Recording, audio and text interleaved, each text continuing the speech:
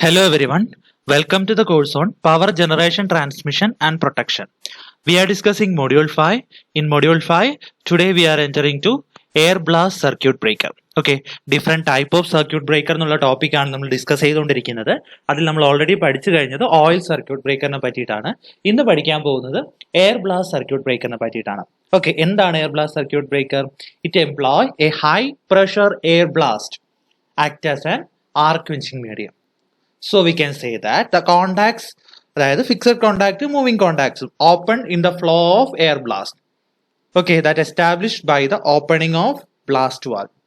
Okay, so the air blast cools the arc and sweeps away the arcing products to the atmosphere.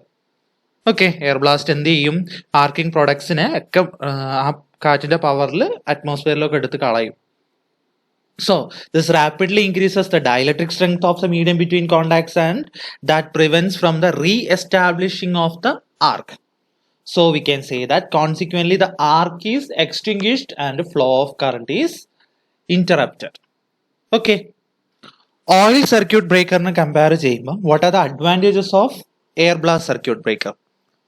Okay, നമുക്ക് നോക്കാം എന്തൊക്കെയാണ്.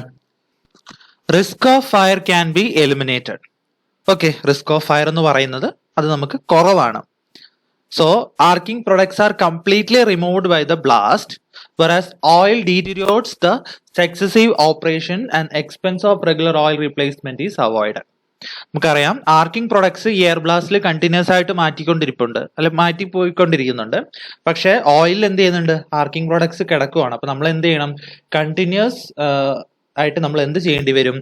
ആ ഓയിലിനെ replace ചെയ്തുകൊണ്ടിരിക്കണം. Also, the growth of dielectric strength is so rapid that final contact gap is needed for arc extension is very small. So, this will reduce the size of the device. Okay, arcing time എന്ന് പറയുന്നത് small ആണ്. എന്തുകൊണ്ടാണ്? Due to rapid buildup of dielectric strength between contacts. So, the arc energy is only a fraction of that oil circuit breaker. Thus, it will result in less burning of contacts. Okay, also due to this less arc energy, okay, air blast circuit breaker are very suitable for conditions where frequent operations are required. Then energy supplied for the arc extinction, that is obtained from high pressure air and is independent of the current, is to be interrupted. Okay, so these are the advantages of air blast circuit breaker over oil circuit breaker.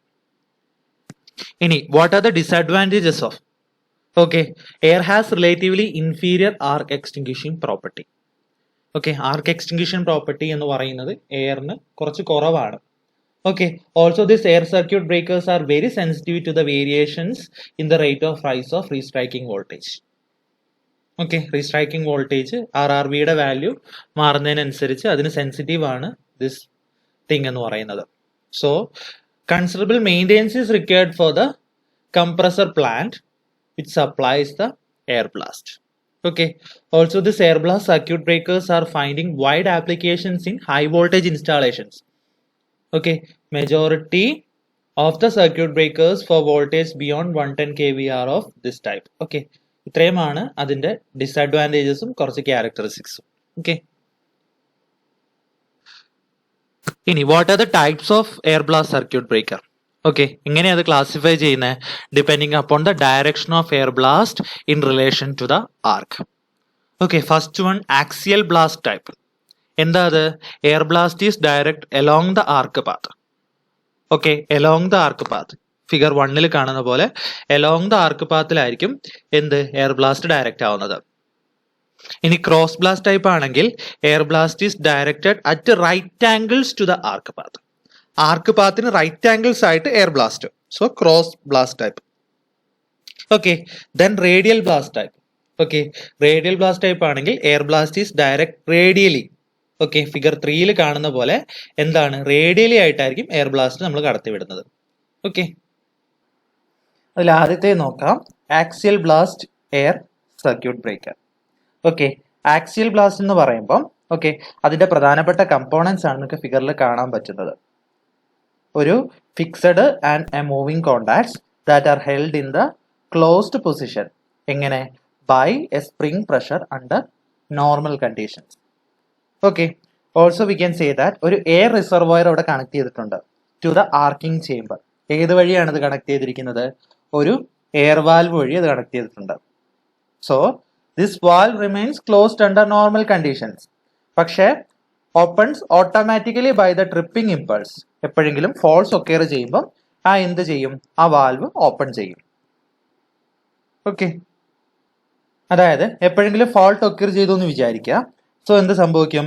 അവിടെ ഒരു tripping impulse ഉണ്ടാവും. That causes the opening of air valve. So which connects the circuit breaker reservoir to the arcing chamber. Also this high pressure air. അപ്പൊ എന്ത് സംഭവിക്കും? High pressure air will entering the arcing chamber. That pushes away the moving contacts against spring pressure. So moving contact is separated and arc is stuck. അതേസമയം എന്ത് സംഭവിക്കും?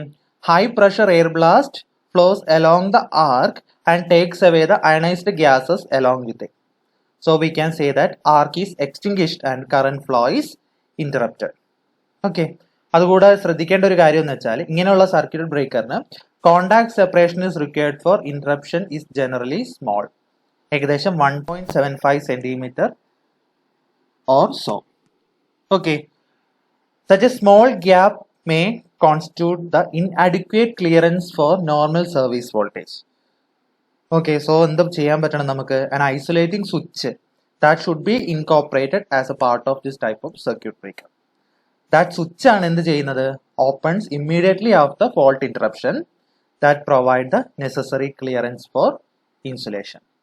Okay, അടുത്തത് cross bar blast circuit breaker. Okay, cross blast എന്ന് പറയുമ്പോൾ എന്താ already discuss ചെയ്ത് കഴിഞ്ഞു നമ്മളത്. Air blast is directed right angles to the arc. അങ്ങനെയായിരിക്കും ആ ഓപ്പറേഷൻ എന്ന് പറയുന്നത്. സോ ഈ ക്രോസ് ബ്ലാസ്റ്റ് എന്ത് ചെയ്യും? That lengthens and forces the arc in to the suitable chute for the arc extension. Okay, അതിന്റെ ഫിഗർ ആണ് നിങ്ങൾക്ക് അവിടെ കാണാൻ പറ്റും. അതിന്റെ എസെൻഷ്യൽ പാർട്സ് എന്തൊക്കെയാണ്? ഒരു മൂവിംഗ് കോണ്ടാക്ട് ഉണ്ട്. So when the moving contact is withdrawn, അപ്പൊ എന്ത് സംഭവിക്കും? അവിടെ ഒരു ആർക്ക് ഉണ്ടാവും അല്ലേ? അതിന്റെ ഇടയ്ക്ക് ഒരു ആർക്ക് ഉണ്ടാവും. So this high pressure cross blast forces the arc into chute consisting of the arc splitters and wafers. Okay, the splitters serve to increase the length of arc. അപ്പൊ അവിടെ എന്തുണ്ട്? സ്പ്ലിറ്റേഴ്സ് ഉണ്ട്. ആ സ്പ്ലിറ്റേഴ്സ് എന്താ ചെയ്യുന്ന? Arc splitters length of arc increase ചെയ്യും.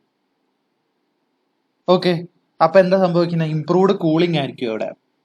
Okay, also we can say that arc is extinguished and flow of current is interrupted. Also the blast pressure is same for all currents. The inefficiency at a low current is eliminated. Okay, adum oru advantage thaneyana. So the final gap for interruption is great enough to give normal insulation clearance, so that we can say that a series isolating switch ennu parayunnathu ivide namukku avashyamilla comparing to previous one. Okay, so നമ്മൾ ഇന്ന് പഠിച്ചത് air blast circuit ബ്രേക്കറിനെ പറ്റിയിട്ടാണ്. Video ഒന്നുകൂടെ കാണുക, PPT ഒന്നുകൂടെ നോക്കുക, കാര്യങ്ങൾ കൃത്യമായിട്ട് മനസ്സിലാക്കുക. Thank you.